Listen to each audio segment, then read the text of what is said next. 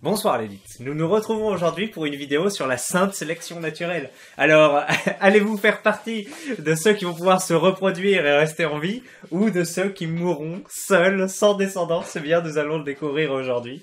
Avant toute chose, merci aux 16 votants, voilà, dont Adrien qui a voté 10 fois, Von Rick, La Vie d'avant, Vermine19, Patrick et Alex Kirou pour vos votes. Vous avez sélectionné démocratiquement, et non pas naturellement, ce délire qui est aujourd'hui voilà, couvert, donc bravo à vous. Il est temps de commencer par le sommaire. Donc comment va se structurer cette vidéo? D'abord, vous allez avoir en fait un résumax. Si vous voulez avoir voilà, le résumé condensé en 1 minute, 1 minute 30, voilà, si quelqu'un vous demande c'est quoi le délire sélection naturelle sur le forum, vous l'envoyez vers le résumax dont je vais vous donner le repère temporel en description. Voilà. Sinon, comme d'habitude, on va commencer par des annonces.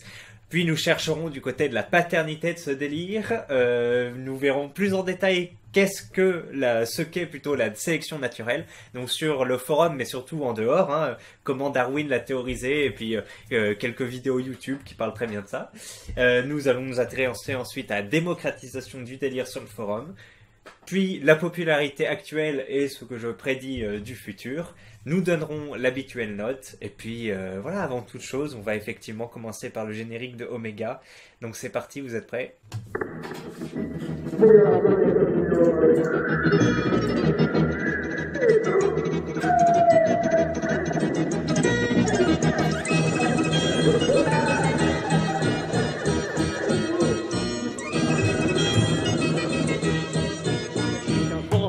Avec des gens normaux. Hop là. Bon, si vous ne connaissez pas le forum et que vous voyez cette vidéo et que ça vous donne un peu envie, s'il vous plaît, allez regarder 2 vidéos que j'ai mis en description de cette vidéo. Une qui s'appelle Bienvenue sur le 1825, une autre qui s'appelle Le 1825, un forum normal avec des gens normaux. Pourquoi? Pour connaître un peu cette sous-culture qui est celle du forum, et puis voilà, vous habituer un peu aux termes, tout ça, et puis voilà, c'est une petite sous-culture, ils sont que quelques milliers, donc par rapport à YouTube ou à Twitter, ça peut vite être étouffé. Voilà, s'il vous plaît, respectez un peu ce lieu d'échange très constructif, n'est-ce pas?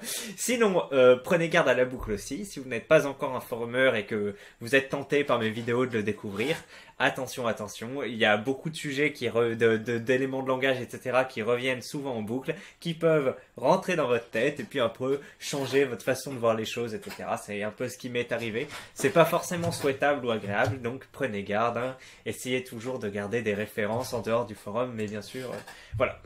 Maintenant, toujours sur les annonces, si vous voulez que je traite un délire, alors maintenant qu'il y a... Je pense que les forumers vont bientôt être en minorité, donc ce sera peut-être plus des sujets du forum, enfin à voir, parce que dans ce cas, il faudrait changer le nom de la chaîne, mais normalement, c'est l'œil de l'élite ici, donc même si les forumers deviennent inférieurs à la majorité, on continuera de traiter des sujets du forum en grande majorité. De toute façon, tous les sujets de société se retrouvent sur le forum, donc si vous voulez, on aura...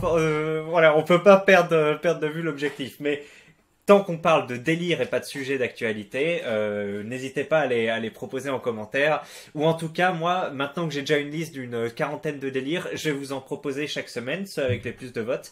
Et puis, une fois par semaine, voilà, ils seront votables, ils seront éligibles via l'onglet communauté de YouTube. Vous le savez, hop, on cliquera. Donc voilà, je le ferai chaque mercredi. Donc demain, mercredi, je vous proposerai le premier vote. Et puis voilà, ça se passera bien. C'est parti. Maintenant, rentrons dans le cœur du sujet. La paternité du délire sélection naturelle. Donc déjà, on peut voir que je vous ai mis... Il n'y a pas beaucoup de vignettes, hein. Vignettes, donc c'est un sticker hein, sur le sujet. Contrairement à ce que j'avais pensé, il n'y en a pas beaucoup. Et clairement, le meilleur que j'ai trouvé, c'est celui-ci. Donc comment dire, tout simplement un Risitas qui est sur une soucoupe volante et qui sélectionne naturellement les golems, donc les golems vont sans doute pas se reproduire pendant que le reste de l'humanité connaîtra des lendemains heureux. Voilà, celui-là est sympa, mais il n'y en a pas beaucoup d'autres. Bref, on parle de paternité ici. Le sujet le plus ancien que j'ai trouvé qui parle de sélection naturelle dans son titre est celui de Homo, ou plutôt H0M0. Voilà, avec son petit... comment ça s'appelle? C'est pas une vignette, ça, c'est un avatar. Avec son avatar Pikachu. Quelqu'un peut m'expliquer avec des exemples, s'il vous plaît, ce qu'est la sélection naturelle? Et puis Tommy, je lui ai répondu en 5 minutes. Les espèces les moins adaptées à la survie crèvent, c'est un processus naturel théorisé par Darwin, il me semble. On utilise cette expression de nos jours pour justifier les abrutis qui crèvent en faisant n'importe quoi. Excellente. Excellent en 2 lignes, en 2 phrases et sans fioriture, à part le il me semble, c'est quand même très très concis et très alors accurate en français, pertinent, voilà. Comme dirait Psychodélique, c'est extrêmement pertinent, c'est diablement pertinent, voilà. Voilà, bravo Tommy, voilà, on peut déjà presque terminer la vidéo, mais il a tout résumé. Sinon, on en arrive donc 6 mois plus tard, le 19 juin 2016. La fameuse sélection naturelle pour les humains, ça existe ou c'est un mythe du 18-25 ? Par exemple, les gens moches ou avec des mauvais gènes ne peuvent pas se reproduire et donc l'espèce humaine ne garde que les meilleurs gènes. Ça paraît faux, non ? Et il y en a un qui dit, bah non, c'est vrai, t'as pas vu le nombre de BG qui nous entourent. Alors, si tu veux mon avis, 5 ans plus tard, El famoso papero, c'est tout à fait vrai. Il suffit que certaines personnes avec des mauvais gènes se reproduisent pas pour que ça opère. Mais, vu qu'aujourd'hui, il y a plus trop de sélection naturelle, puisqu'il y a une abondance de ressources qui fait que les femmes ont plus besoin de uniquement se faire féconder par des mâles alpha, mais elles peuvent se retrouver avec d'autres types de génétique, on va dire, pour avoir des enfants. Eh bien, certaines tares génétiques qui étaient plus écrimées qu'avant, donc la mocheté, qui est difficilement, voilà, qui n'est pas forcément la même pour tout le monde, hein, mais voilà, la mocheté ou certaines maladies congénitales perpétue en fait effectivement plus qu'avant. Hein. Avant, ça va vous définir, je dirais, depuis 150 ans. Voilà, effectivement, le processus de sélection naturelle est bien moins actif, bien moins puissant qu'avant. Voilà. Et pour ceux qui trouvent un peu fumeuse cette discussion, bien vous inquiétez pas, il y aura d'autres éléments après qui vous feront comprendre plus en détail ce dont on parle. On continue avec avec un sujet de 2020. Harcèlement scolaire égale sélection naturelle.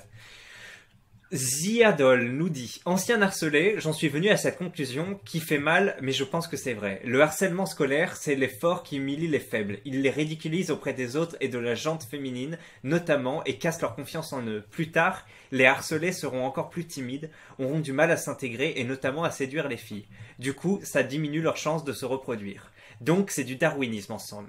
Si le harcelé parvient à se rebeller et que le harceleur arrête de l'embêter, il prouve qu'il est apte à se reproduire. Sinon, non. Oui, il s'affirme et donc voilà, prouve sa vérité. Vous en pensez quoi? CCAIM qui répond « Ça n'a aucun sens de parler de sélection naturelle dans une société ». Et effectivement, la thèse de Ziadol paraît très intéressante au départ. C'est que le fait d'avoir des persécuteurs, des bourreaux à l'école qui vont voilà humilier d'autres personnes, enfin comme c'est bien écrit, c'est un processus en fait qui est mis en place par des groupes pour isoler en fait les personnes qui vont le moins s'affirmer, le moins se défendre, donc les éléments faibles, pour qu'après ceux-ci aient moins accès aux femmes et donc ne perpétuent pas des gènes comment ça s'appelle, déficients. Et ça paraît très très logique dans l'idée, mais CCAIM remet les choses dans le contexte. Comme on le verra après, la sélection naturelle, c'est censé arriver naturellement, c'est censé être des gènes qui pop apparaissent au hasard et qui te permettent de survivre, aléatoirement. Voilà, c'est grâce à ces chaînes qui sont créées que tu survis et donc que tes descendants ont ces gènes et puis qui se développent ou qui deviennent majoritaires, etc.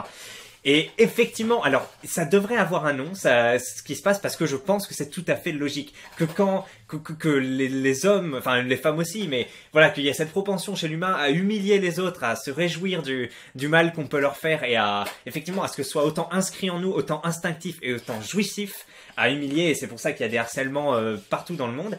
Je pense, hein, dans énormément de sociétés, etc., ça a dû être observé par des anthropologues, mais et sûrement chez des rats aussi, ou ce genre d'animaux. Hein. Vous savez, il y a une expérience avec des rats où on met des rats alpha avec des rats bêta. Les rats alpha font tapiner, en gros, les rats bêta. Mais après, quand on met que des rats bêta entre eux, eh bien, on découvre qu'il y a certains bêta qui deviennent des alphas et qui vont faire tapiner les sous-bêta entre eux. Enfin, voilà. Donc, c'est un truc, je pense, inscrit dans nos gènes. Mais on peut pas vraiment parler de sélection naturelle. C'est plutôt effectivement un instinct génétique, un instinct primaire qui peut être expliqué effectivement par je sais pas, une conscience d'espèce ou autre, mais je pense qu'il est effectivement malaisé de parler de sélection naturelle. On continue. En 2017, Pigeon Ramier nous parle de la sélection naturelle. À l'époque, le taux de mortalité infantile était immense. La nature supprimait les plus faibles et ou moins adaptés. Mais voilà que la médecine moderne est venue entraver la sélection naturelle. Les gens qui devraient crever en bas âge, ou même avant la naissance, désormais survivent à cause de la médecine. D'où le nombre de plus en plus élevé d'autistes, de maladies cheloues, de stériles, de déviants sexuels et de ratés en tout genre. Car si l'homme a permis à ces ratés génétiques de survivre là où ils auraient dû mourir, la nature s'est arrangée pour qu'ils ne se reproduisent pas en leur collant ces tares. La nature a toujours le dernier mot. Ce n'est pas un troll, un médecin a écrit un livre dessus. Voilà, on a donc 2017, ça fait 4 ans. On a un joli point de vue, en tout cas, on a un point de vue sur le sujet et qui est effectivement tout à fait pertinent. C'est ce qu'on a dit avant, c'est tout à fait vrai. Avant, c'est très simple. Vous savez, il y a certaines filles qui ont des utérus formés d'une telle façon à ce que le bébé ne peut pas se développer dedans. Au bout de quelques cellules, le bébé peut plus grossir parce qu'il y a de la chair qui s'est mal imbriquée, voilà, ou enfin voilà, ça me dépasse, mais je sais que c'est même pas chimiquement, c'est comment on dit. Physiquement, physiologiquement, mécaniquement que le bébé ne peut pas grandir. Eh bien, grâce à la science, tout simplement, on peut isoler l'ovule et de même pour l'homme qui va normalement pas pouvoir féconder la femme parce qu'il a que un spermatozoïde sur 10 millions qui est actif et voilà, dans la nature, il aurait peut-être pu tirer son coup mais pas se reproduire. Eh bien là, on va isoler ce spermatozoïde qui est fécond avec cet ovule en dehors de la matrice qui est problématique et puis pouf, fécondation in vitro et puis ça, il pourra pousser tout simplement le bébé sans problème, alors qu'il aurait normalement été sélectionné naturellement. Ces deux personnes n'auraient pas pu se reproduire, et donc leur gène responsable de cette matrice qui n'est pas conforme, ou ce gène responsable de ces spermatozoïdes qui ne sont pas féconds, se serait éteint avec eux, et on aurait une lignée plus féconde, tout simplement, moins stérile. Eh bien, grâce aux avancées de la science, on s'épargne cette sélection. Voilà, je vous retrouve. Nous en avions fini donc avec Ziadol, et cette petite discussion sur l'emploi de l'expression sélection naturelle. Et je vous retrouve maintenant quelques mois plus tard, le 15 novembre 2020, avec pseudo supprimé, on ne sait pas pourquoi, qui disait voilà, naturel et la sélection, les restaurants et leur marge de taré. Les bars, discothèques et leurs patrons qui se la jouent blindés de thunes. Et oui, voilà, les petits... les membres du 18-25, qui, comme moi, qui me faisaient effectivement un peu écarté en boîte. Enfin bref, on est tous un peu dans cette situation, peu importe, j'imagine, notre situation sociale, à part vraiment la jet set ou autre. Mais oui, on vit avec le dédain des serveurs du restaurant, des serveuses en discothèque, des vigiles en discothèque, des serveurs de bar. Et effectivement, il y avait un petit peu de schadenfreude, je crois que c'est bien le terme, on se réjouit un peu du malheur des autres. Pendant cette crise Covid, quand on a vu que les discothèques, les bars, les patrons qui se la pètent et voilà, les restaurants qui vendent, c'est très connu, du surgelé 6 fois le prix, etc. En souffraient, et voilà, la sélection qu'ils ne s'étaient pas mangés parce que à cause de leur dédain, parce que les golems continuent d'aller alimenter ces endroits, et bien c'est finalement le Covid qui s'est chargé d'eux. Voilà, et Messi Touche qui vient quand même remettre un peu les pieds sur terre. T'es content de voir des gens au chômage, toi? Et voilà, ce fervent adepte de la sélection naturelle, de la compétition, du darwinisme social, nous dit que les plus débrouillards ES s'adaptent, vont à emporter, etc. Les autres ne font rien. Alors, quand bien même, effectivement, ils ont dû fermer, ils recevaient quand même des aides non négligeables de l'État. Donc, c'est vrai qu'il y en a qui ont été sélectionnés naturellement par le Covid. Ça se discute, parce que là on parle pas de génétique, etc. On parle, on dépasse un peu le cadre de la sélection naturelle. Je comprends l'emploi de l'expression, mais c'est vrai que c'est pas formellement juste, quoi. Mais voilà, on a un exemple typique de comment l'expression sélection naturelle était employée sur le forum, ou est employée tout simplement. Allez. Enfin, naturel et la sélection, début décembre 2020. Vous allez voir qu'il y a un avant et un après mi-décembre 2020. Naturel et la sélection. La dernière fois que vous avez vu la sélection naturelle opérer, DDBT nous raconte, donc lorsque j'ai fréquenté une association d'autistes et d'handicapés, c'est triste, mais ils vont avoir une vie pas terrible jusqu'à leur mort. Ils n'auront jamais de boulot à part en ESAT, donc ça doit établissement spécialisé pour autisme et trisomique, peut-être hein, quelque chose comme ça, si vous connaissez exactement, j'irai pas chercher. Ou un job alimentaire pour handicapés, ils resteront puceaux toute leur vie, ils finiront marginalisés socialement à la mort de leurs parents. Je considère le suicide assisté comme une pratique tout à fait légitime depuis que j'ai vécu cette expérience. Oui, effectivement, vu que... Ah mince, mais j'ai pris comment ça s'appelle en fait, un post de la seconde page. C'est pas le sujet original, mais c'est pas grave. C'est quand même pas mal. Donc on a quelqu'un qui nous dit qu'il a côtoyé de près des individus qui normalement auraient pu être sélectionnés naturellement pour ne pas se reproduire, du coup. Et que même là, avec les structures mises en place, hein, job inséré, etc., ça va quand même être difficile pour eux de procréer. Après, c'est vrai que la sélection naturelle va plus opérer dans ces cas-là que pour la majorité de la population. Mais moi, j'avais vu un reportage sur 2 parents trisomiques, par exemple, et qui avaient une enfant qui, elle, n'était pas trisomique et qui prenait un peu soin de ses parents. Donc, c'était touchant. Et puis, ouais, effectivement, c'est pas parce que on a un certain pourcentage de chance de transmettre ce gène qui va automatiquement se transmettre. Donc voilà, petite discussion. Et alors, maintenant, on va attaquer, donc tout simplement. Ceux qui ont été sur le forum en fin d'année 2020 doivent connaître la grande, comment on peut appeler ça, l'apocalypse Covid qu'il y a eu à partir du 14-15 décembre, où le mot golem a fleuri sur au début quelques lèvres, puis à la fin toutes les lèvres, et où on s'est beaucoup mis à parler de Great Reset, donc grand rafraîchissement, de la grande réinitialisation, voilà en français, et de sélection naturelle. Pourquoi? Eh bien, je vais vous mettre le post, regardez. On a Stop Censure JVC qui est une icône, vraiment l'un des forumers les plus connus et les plus reconnus parce qu'il est à l'origine d'énormément de délires. Donc peut-être qu'on les listera un jour, on tentera de les lister ici sur cette chaîne, mais il en a vraiment produit pas mal. Il produit du concept et il est connu, voilà, mot.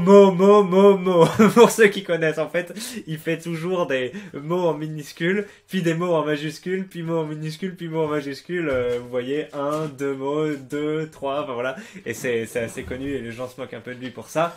Mais voilà, donc là, c'est lui qui a introduit ce que j'appelle l'apocalypse Covid et notamment le golem et la sélection naturelle. Voilà, dans une semaine, la plus grande sélection naturelle de l'histoire. Vous êtes prêts? Perso, je ne suis on ne peut plus prêt. Pseudo qui nous dit j'espère ne pas être sélectionné. Quelqu'un qui dit quoi? Il y en a un, montre ta tête, stop censure. Et voilà, premier golem en panique parce qu'il ne sait pas qu'il se fera sélectionner naturellement. Et c'est notamment sur ce topic que j'ai vu l'une des premières vignettes Golem, regardez, où en fait ça vient du film Moi Robot, iRobot, un Moi Robot avec Will Smith de 2007, où il y a plein de robots en fait qui sont des golems, parce que vous connaissez, hein, si vous n'avez jamais vu ma vidéo sur les golems, allez la voir. Hein. En gros, un golem, c'est comme un PNJ, un personnage non joueur, donc quelqu'un on va minimiser son libre arbitre et sa capacité, son recul critique, sa capacité d'analyse. Voilà, mais Golem c'est plus dimensionné qui défend l'ordre en place. Vous voyez, c'est-à-dire c'est pas juste un PNJ qui fait sa vie sur son rail et qui n'influe pas trop sur les autres. Le Golem c'est plus axé, il défend l'ordre établi, le consumérisme, voilà, l'asservissement par les gouvernements, ce genre de choses. Et là à côté on a un Black Pilled et un Red Pill. Alors la pilule rouge, quand tu l'as avalée, tu sais que c'est que tu vois un peu d'autres réalités, donc tu commences à voir d'autres choses derrière les discours officiels ou autres. Et Black Pill, c'est rigolo, je m'en souviens plus. J'avais regardé la définition il y a quelques temps et je m'en souviens plus. Donc apparemment Black Pill, j'imagine, c'est celui qui va plutôt lutter contre le système, j'imagine, alors que le pilule rouge, c'est juste qu'il est éveillé, mais pas forcément actif. Voilà, c'est comme ça que je le prends. Si vous voulez me reprendre, n'hésitez pas. Puis voilà, Clito Puant qui nous dit 21 décembre ce sera la sélection naturelle, donc dans la continuité qui lui disait stop censure dans une semaine la grande sélection, lui dit le 21 septembre il y aura la grande sélection. Quelqu'un peut m'expliquer s'il vous plaît un post avant premier golem? Et oui, parce que dès qu'on demandait des informations ou autres, les gens nous traitaient de golem, etc. On ne pouvait pas Comme très souvent sur les délires de JVC, quand on demande des explications, on va se prendre, on va pas se manger une volée de bois vert, mais on va se manger des explications farfelues ou tout simplement des traits d'humour, mais en tout cas, on se fera très rarement expliquer le principe du délire. Voilà. Et donc, c'était tout simplement ça. La paternité de la sélection naturelle, vous avez bien vu que c'est un mot qui est employé depuis longtemps sur le forum pour tout et rien, qui est discuté, qui est employé, mais comme dans le langage commun, comme on va le voir après. Et puis, à partir du 14 décembre, voilà, ça a été plus utilisé pour dire la crise du Covid, l'apocalypse Covid va être l'occasion de sélectionner génétiquement un grand nombre d'individus. Et sur quoi? Donc il y en avait qui disaient par rapport au vaccin, mais là vu que c'était en décembre, c'était avant le vaccin, donc en fait je pense qu'il n'y avait même pas d'explication, c'est juste vous n'êtes pas prêt, il y aura le Grit Reset, vous allez vous faire sélectionner, et puis il n'y avait pas plus d'explications. Donc voyez ce que je vous ai mis. Il n'y a pas de paternité formelle historique. L'expression est plutôt commune, mais elle a gagné en usage au moment de l'apocalypse Covid. Elle a connu son apogée lors de cette crise grâce à Stop Censure et le délire Golem, Grit Reset, etc. Voilà. Maintenant, qu'est-ce que la sélection naturelle, plus précisément? Nous allons pour cela prendre le topic de Homo, parce qu'on a déjà lu la première réponse, mais voilà, il y en avait derrière, moi j'avais noté que c'était assez bien expliqué. Donc on a déjà lu ça, puis on a Freezer, c'est très simple, sans la sélection naturelle, les gens comme toi apparaissent. CF ton pseudo. Merci Yann Mox. Alors attends, qu'est-ce qu'on a là? On a peut-être un post ou autre. Ah, ça a été supprimé, on peut pas se renseigner. Regardez ce qu'on a là. Supposons une population initiale avec un caractère donné. Par exemple, des populations humaines à peau noire. Imagine qu'avec le temps, il y a une dérive génétique et qu'un nouveau caractère est apparu, par exemple un individu à peau pâle. Ensuite, imagine que cette population se dirige vers le nord, zone où les rayonnements UV sont moins importants. Donc, pour une population noire dont la peau est plus sombre, les rayons UV auront plus de mal à pénétrer la peau et donc produiront moins de vitamine D, et le manque de vitamine D entraîne le rachitisme. Alors que pour l'individu à peau pâle, lui, il est au calme. Il produit de la vitamine D sans souci et lui réussit à survivre et à transmettre sans gêne. Au fur et à mesure, le caractère minoritaire, peau pâle, qui est plus adapté pour un milieu donné, deviendra le caractère majoritaire. Voilà, tu comprends ce qu'est la sélection naturelle. C'est beau quand même. J'imagine que la plupart d'entre vous le saviez, ou le saviez que pourquoi il y a des noirs en Afrique, ou en tout cas les gens dans des zones où il fait chaud, pourquoi ils ont la peau plus bronzée, ça tout le monde le sait. Mélanine, tu protèges le soleil, etc. Mais pourquoi ceux qui sont dans une zone où il y a moins de soleil ont une peau blanche? Ben ça, pas tout le monde le sait. J'ai déjà discuté avec des gens qui ne le savaient pas. Et oui, notre peau blanche, grâce à une concentration en mélanine moins élevée, va moins filtrer les rayons du soleil qui nous arrivent, va nous permettre d'absorber plus de vitamine D et donc de survivre dans des milieux où il y a moins de soleil. Donc voilà, je sais pas si je vous ai appris quelque chose. Regardez, ça date de 2016, mais ça c'est une découverte qu'on a dû faire il y a très longtemps. En tout cas, moi je crois que j'ai découvert seulement il y a 1 ou 2 ans, quoi. Donc c'est pour ça que je vous ai mis ce petit topic, c'est intéressant. Allez. Qu'est-ce qu'on a d'autre? Là, regardez, on a quelqu'un qui réagit, qui dit « En fait, la génétique marche dans l'autre sens. D'abord, les mecs noirs montent vers le nord, où les rayonnements du soleil sont moins intenses, et parce qu'ils sont moins intenses, le corps de la population s'adapte et change de pigmentation afin d'avoir son niveau en UV. » Alors non. Ça, c'est pas une adaptation hein, de nous, c'est pas genre nos gènes qui se disent ah tiens il y a ça, je vais me conformer de cette façon et puis mes enfants auront des gènes, ou en tout cas c'est plutôt minoritaire hein, de ce que j'ai lu des échanges ou autres. C'est plutôt tout simplement quand tu nais, t'as plein de je crois que c'est l'ADN qui se réplique et il fait plein de variations. Je sais pas s'il y a une volonté derrière ou si c'est complètement aléatoire, mais il y a plein de variations de gènes, etc. Et il se peut que sur 10 000 enfants, il y en aura un qui naîtra avec un gène qui fait que t'as une peau plus claire. Et du coup, si imagine que la plupart des gens avec une peau sombre meurent, et bien celui qui a eu la chance de naître avec une peau plus claire résistera et se produira. Et alors qu'avant il y avait un individu avec une peau claire et 99 individus avec une peau sombre, et bien peut-être qu'il y en a 20 qui sont morts, et là cet individu, au lieu de représenter 1%, ses enfants, ils représenteront par exemple 5% ou 10%. Et en fur et à mesure, que ce gène sera sélectionnés, cette proportion augmentera et peut-être que la blancheur va s'accentuer vu qu'il risque d'y avoir après des enfants, 2 enfants avec ce gène-là, il risque de devenir encore plus blanc, etc. Voilà, voilà. T'es au courant que c'est l'homme qui s'adapte à son environnement et non l'homme qui doit trouver un environnement adapté à lui. En fait, c'est aléatoire et après on s'adapte à l'environnement. Et là, regardez, ça c'est autre chose. Mais la fonction dont tu as tourné la première affirmation laisserait sous-entendre que la génétique s'adapterait en fonction des besoins, ce qui est totalement faux.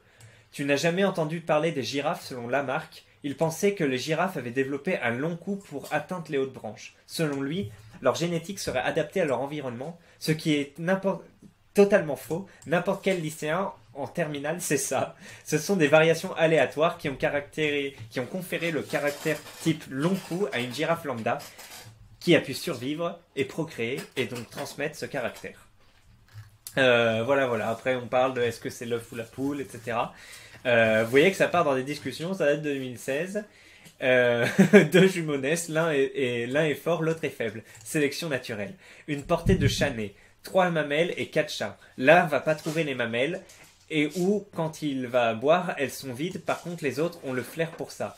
Lui va crever et les 3 autres vivre. Sélection naturelle. Voilà, on avait plusieurs exemples, j'espère que c'est plus clair pour vous, mais je pense que ça l'était déjà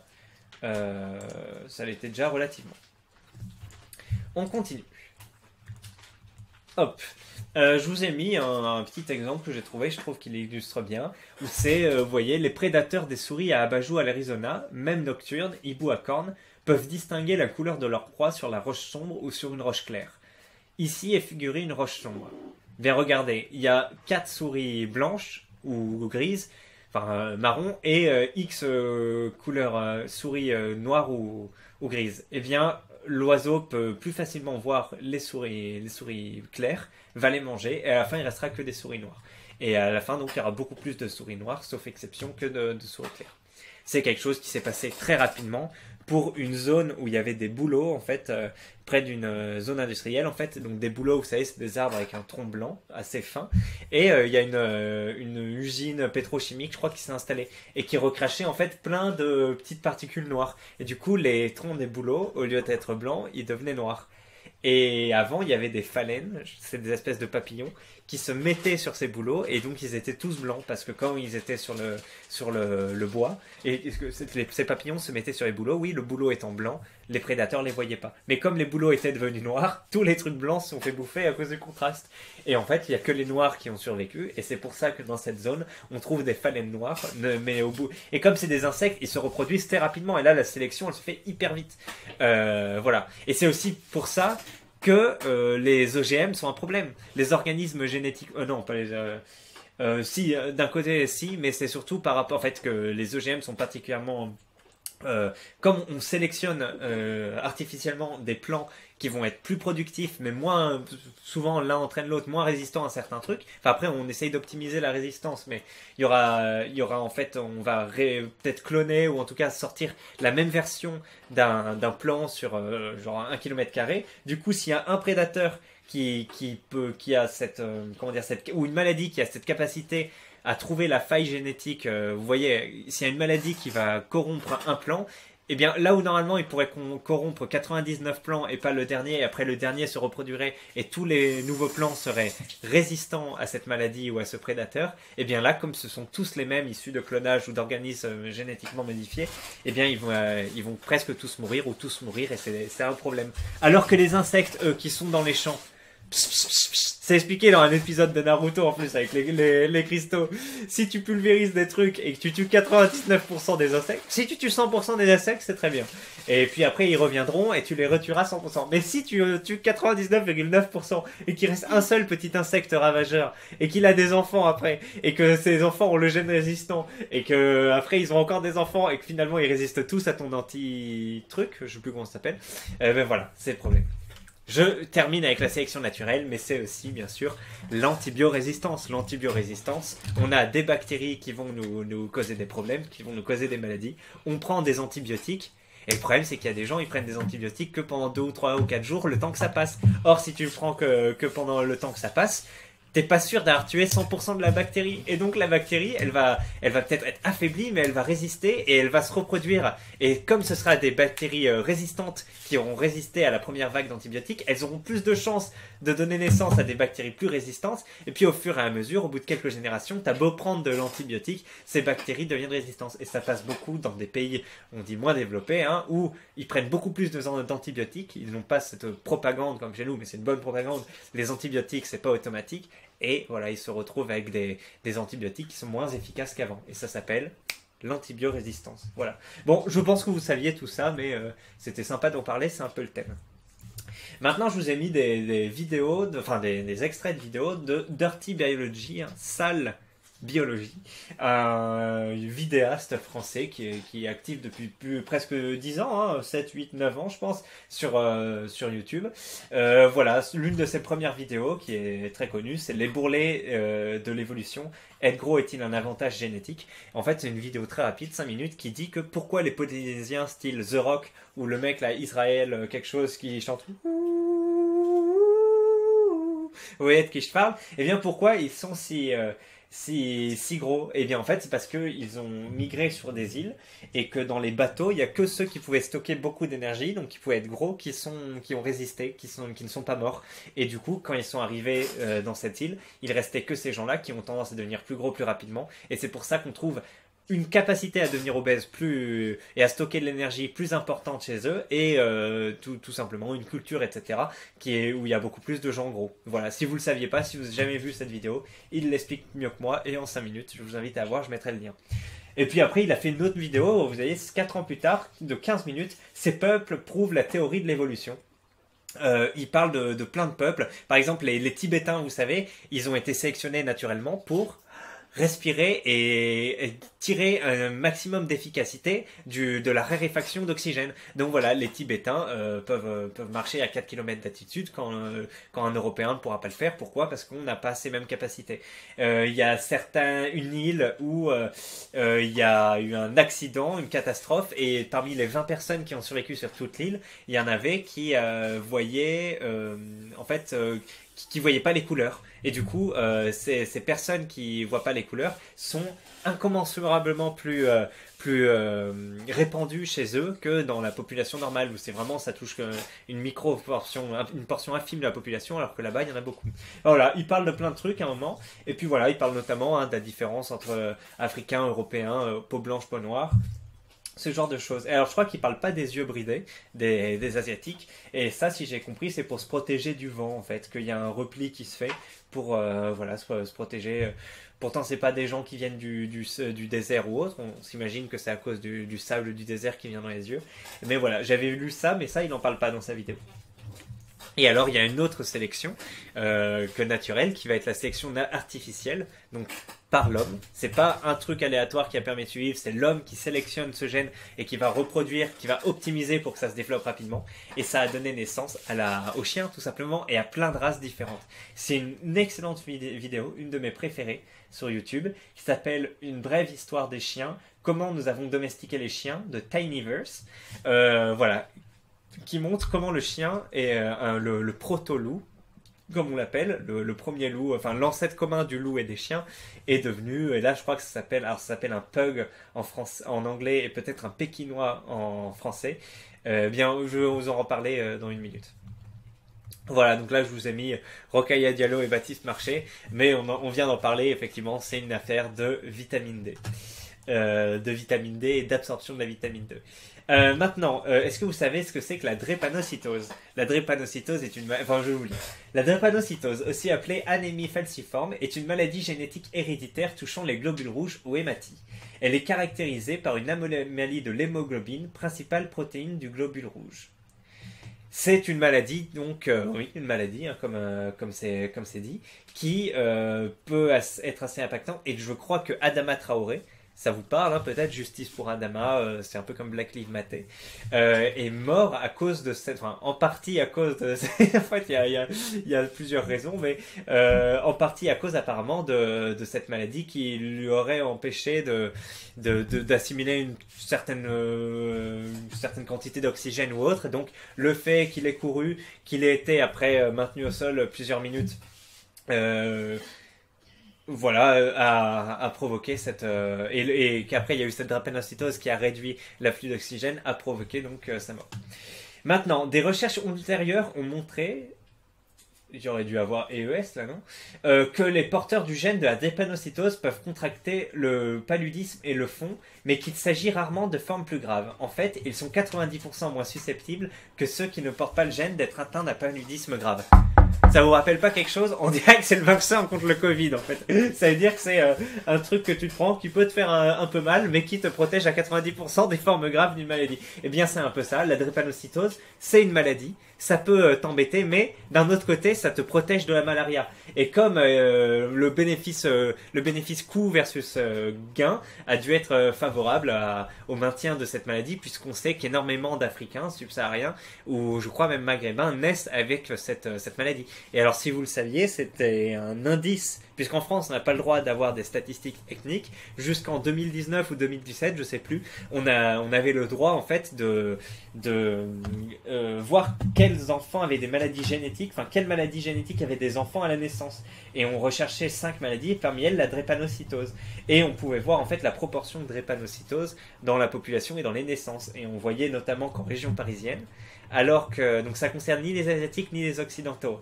Et si je vous dis peut-être une connerie, hein, mais on voyait qu'il y a genre 30 ans, c'était 10-20%, enfin voilà, des naissances avaient la drépanocytose, donc il y avait un certain nombre, une certaine proportion d'ascendants africains. Et on voyait qu'en fait ça s'augmentait au fur et à mesure. Et apparemment en région africaine, la dernière fois que les chiffres sont sortis, c'était de l'ordre de 70%. Soit en région, j'ai dit région africaine ou région parisienne, lapsus, mais région parisienne ou en Seine-Saint-Denis, je sais plus, mais il y avait un coin où c'était plus de 70%. Voilà. Mais maintenant c'est interdit, donc on n'a plus trop la trace de comment la drépanocytose se répand dans la société. Et d'ailleurs je sais pas si en fait on peut y être, comment dire, sensible ou être atteint si on est atteint. Enfin, si on est atteint, si on a les deux parents qui l'ont, ou s'il y a qu'un parent qui l'a, ou si on est à carteron, ou est-ce que même parfois tu peux être devenu blanc parce que tu as un seul de ses ancêtres qui était africain et tu as quand même ce marqueur. Je sais pas comment c'était dit, mais en tout cas voilà, ça avait tendance à grimper ce taux de drépanocytose. Allez, on continue. Maintenant, nous allons parler du chien. Effectivement, il y a eu le proto-loup, donc qui est l'ancêtre commun du chien et du loup, dans une super vidéo de 7 minutes dont je viens de vous parler, le truc en anglais. Et en fait, cette vidéo te montre déjà comment nous avons domestiqué le loup, nous l'homme, où au départ en fait c'est des loups qui se sont rapprochés pour manger nos restes, et puis la plupart ont eu peur, mais il y en a certains qui étaient plus braves ou qui avaient moins peur des humains que les autres, qui sont restés, et puis voilà, au fur et à mesure on s'est habitué à leur jeter des restes, et puis comme ils étaient là, qui commençaient à apprécier la bouffe, et bien ils ont élevé des enfants et ils protégeaient, ou en tout cas faisaient du bruit s'il y a des prédateurs, donc c'était gagnant-gagnant, et puis au fur et à mesure ils sont devenus de moins en moins craintifs, puis de plus en plus adaptés aux humains, et puis les humains les ont entraînés à faire certaines choses, et puis les ont sélectionnés génération après génération pour certains usages. Et c'est pour ça que, regardez, ça a donné plein de chiens différents. Mais alors vous dites, pourquoi toutes ces races différentes? Est-ce que vous connaissez le chien du raptor dissident qui s'appelle, je sais plus comment il s'appelle, mais en tout cas c'est soit Sharpei, soit Coco, Toto, je sais plus, c'est un nom comme ça. Sharpei ou Shosho. Voilà, Shosho. Ce sont des chiens, vous savez, un peu moches. Enfin, ils sont jolis, mais en tout cas, des peaux leur font plein de plis comme des rides.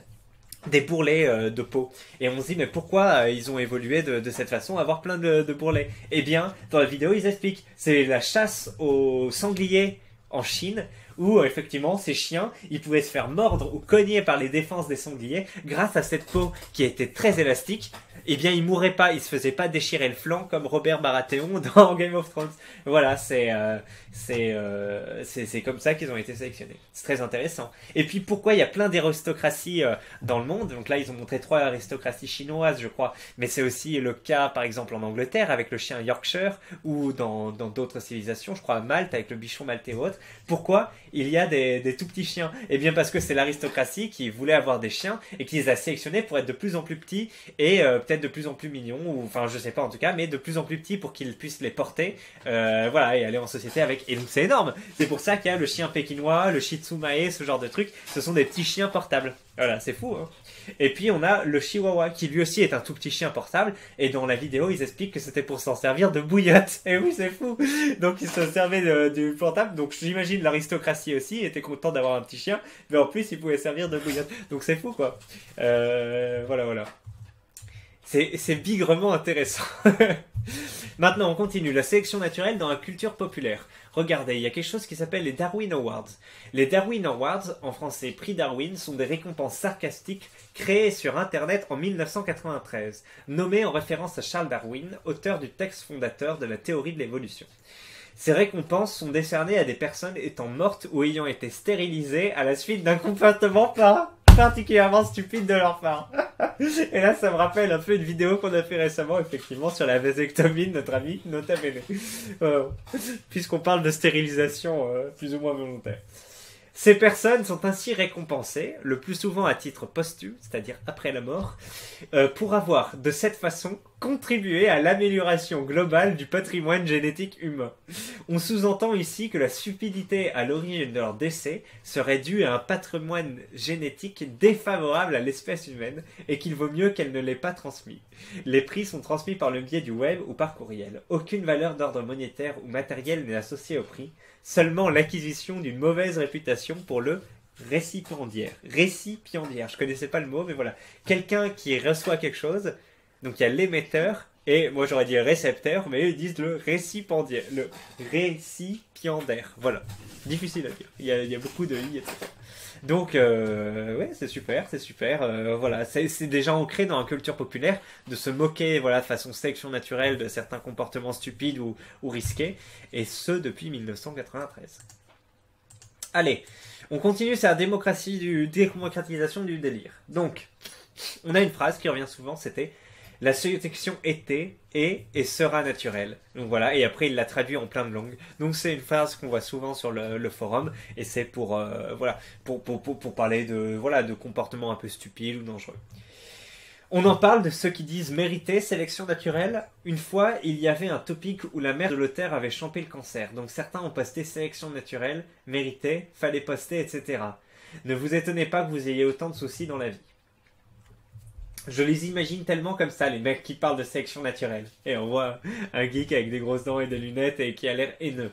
Elle s'est déjà tellement occupée d'eux, les pauvres. La roue tourne. Faut savoir employer le sélection naturelle au bon moment, mais ici, ils abusent du terme. Oui. Et alors moi, c'est un truc qui m'avait fait marrer. Ou dépité, je sais plus, mais en 2018, il y avait le Raptor Dissident qui avait fait une vidéo avec Papacito et Sardoche. Donc vous connaissez, hein, ça s'appelait Crash Test. À l'époque, c'était une émission qui a plus ou moins bidé, ou je sais pas, ils en ont eu honte, mais ils l'ont arrêté assez rapidement. Elle est toujours disponible, je crois, en non répertorié, si vous avez le lien. Il a tourné là récemment sur le forum, j'ai vu. Et donc, quel était le truc? Je crois qu'à un moment, Sardoche, donc il était galvanisé, ils étaient entre mecs de droite, et il commençait à parler de sélection naturelle. Et c'était assez drôle d'avoir un petit haineux comme ça, avec vous savez, sa tête, je sais pas comment on dit, la nuque courbée, et des bras où les muscles n'étaient pas apparents, dans un t-shirt trop long, parler de sélection naturelle en s'énervant comme ça, tu vois. Ça avait une petite ironie un peu rigolette. Je me souviens qu'il se faisait un peu charger dans les commentaires.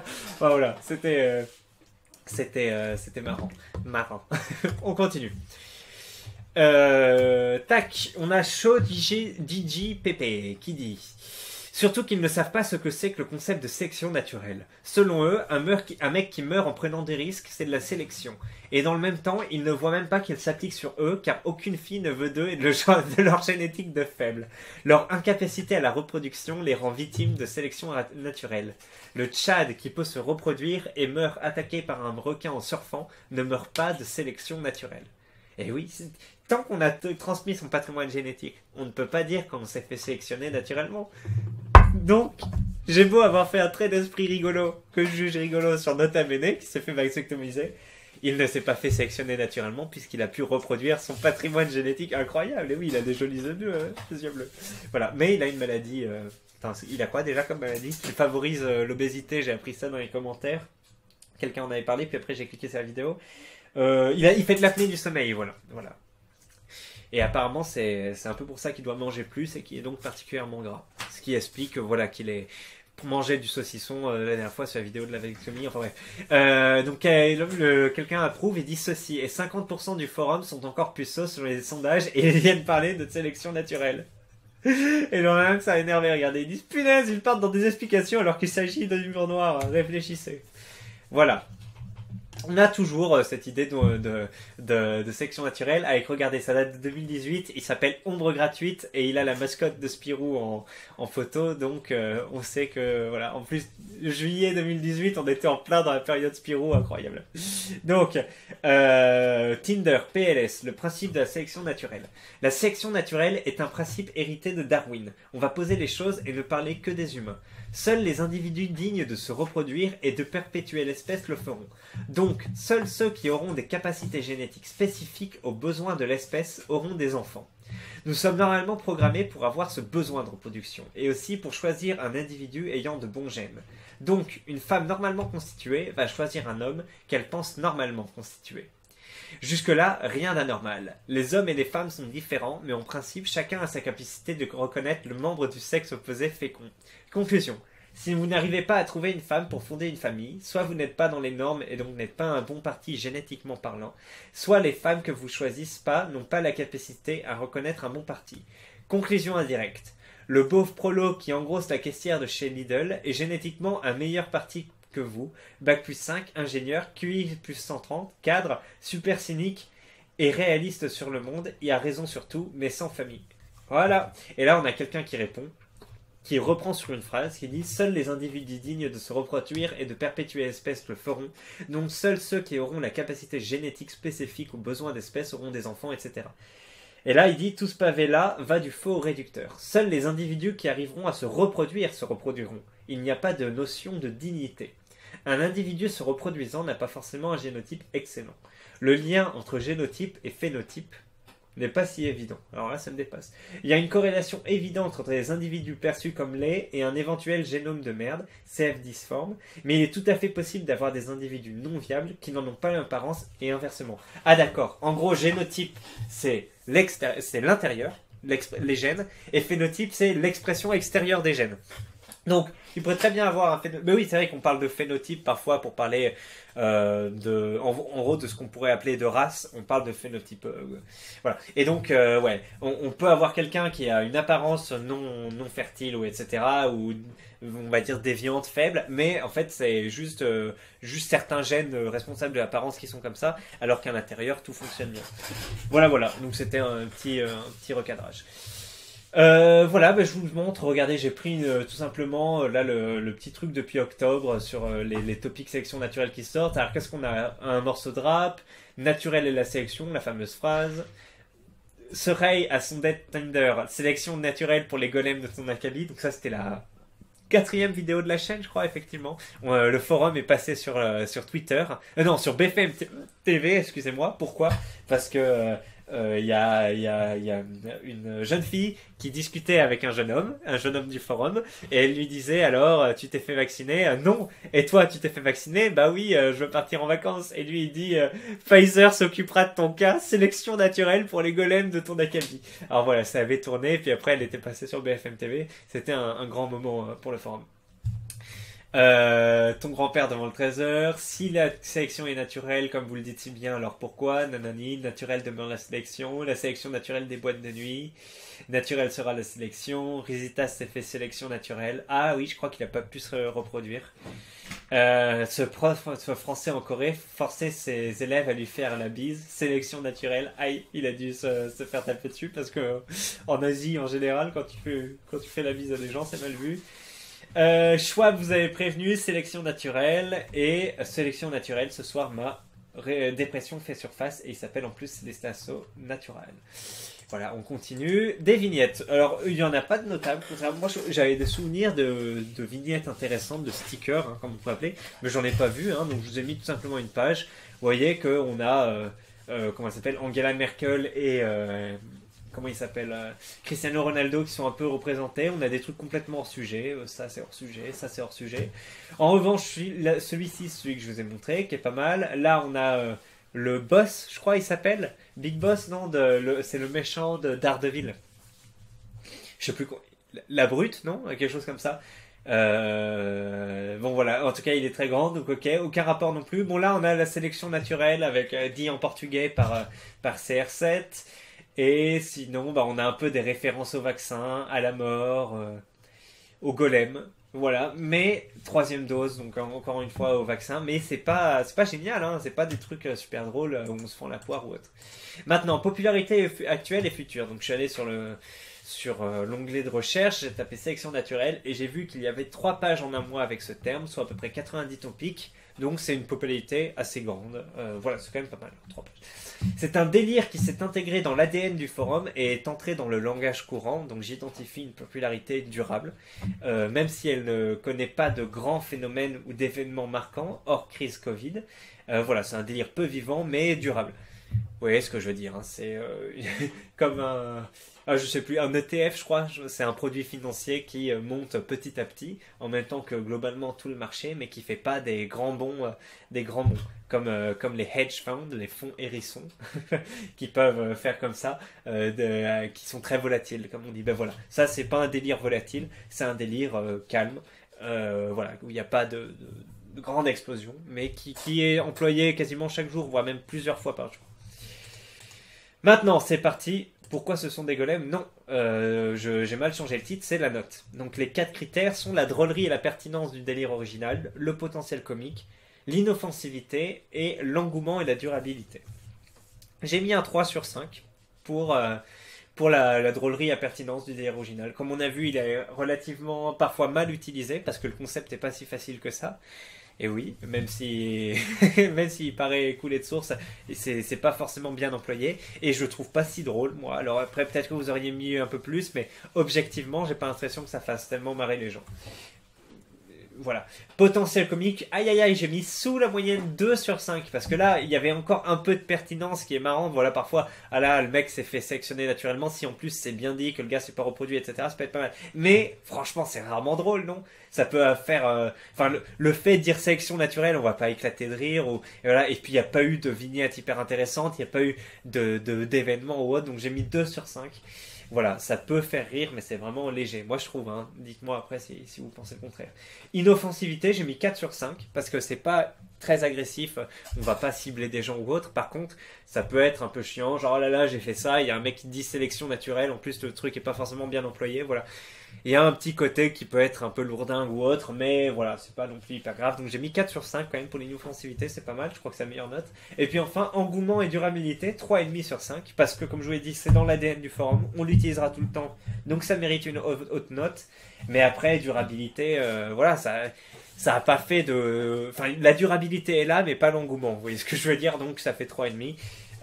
Après, il y a eu un peu d'engouement, effectivement, lors de l'apocalypse Covid, mais c'était pas énorme. Donc, si on additionne 3 et 2, ça fait 5. 5 et 4, ça fait 9. 9 et 3,5, 12,5. Voici donc la note la plus basse que j'ai donnée pour l'instant pour un délire. 12,5 pour ce délire. Nous en sommes maintenant au résumé. Donc l'expression sélection naturelle est employée pour se moquer à l'extérieur comme à l'intérieur du forum depuis plusieurs années. C'est une expression commune. Ça a notamment donné naissance aux Darwin's Awards en 1993 qui vise à récompenser les morts ou les stérilisations les plus idiotes. Voilà, et j'ai pas donné d'exemple. Mais il y en a. Donc ce processus désigne la survie et la reproduction de certains gènes par rapport à d'autres. Elle est par exemple responsable de la différence de peau entre Africains et Européens. C'est un thème fréquemment abordé par Dirty Biology, le vidéaste bien connu. Donc si vous êtes intéressé par ça, regardez ces vidéos, j'en ai cité 2 avant. La sélection génétique peut aussi être artificielle, comme avec le chien. Et oui, toutes les races de chiens que nous avons, elles ont été artificiellement sélectionnées par l'homme pour que des traits ou des caractéristiques se développent particulièrement, et voilà, ça a donné après sur plusieurs générations des chiens de différentes races. Cette sélection naturelle, cette expression, connaît cependant un regain de popularité au moment de l'apocalypse Covid de décembre 2020. Stop Censure, le forumeur bien connu, réintroduit l'expression en force en même temps que Golem. L'expression se démocratise et donne naissance à des topics et vignettes qui ne sont pas très notables. Parfois employée à tort, l'expression résiste quand même au temps et reste couramment utilisée. Noté 12,5 sur 20, le délire est considéré comme relativement peu pertinent et peu drôle. Mais il est durable. Le mot est parfois utilisé à tort et la blague peut souffrir d'un comique de répétition. La sélection a été et restera naturelle. En êtes-vous sûr? Voilà, c'était la fin de cette vidéo. N'hésitez pas, cher forumers, à me faire un retour. J'ai bien senti que je m'étais perdu parfois, que je me suis beaucoup répété sur le concept. J'aurais dû écrémer au niveau des exemples. Je vais peut-être faire un travail de montage. Donc voilà, si c'est peut-être moins lourdingue que ce que j'appréhende, c'est que j'ai fait un travail de montage. En tout cas, n'hésitez pas à vous abonner à la chaîne, à mettre un pouce en l'air si ça vous a plu, à activer la cloche, toutes les notifications, comme ça vous êtes prévenus quand je sors une vidéo. Et bah, vous pouvez toujours me proposer un délire à traiter en commentaire, j'en tiendrai compte, mais je vais désormais les proposer, je vais plus compter vos votes en fait, je vais les proposer comme je l'ai expliqué sur l'onglet communauté. Voilà, c'est tout pour moi, 42 minutes, l'autre en faisait 12, donc ça fait à peu près 1 heure, bah, ma foi j'espère que ça vous a plu. Allez, bonne soirée et à la prochaine.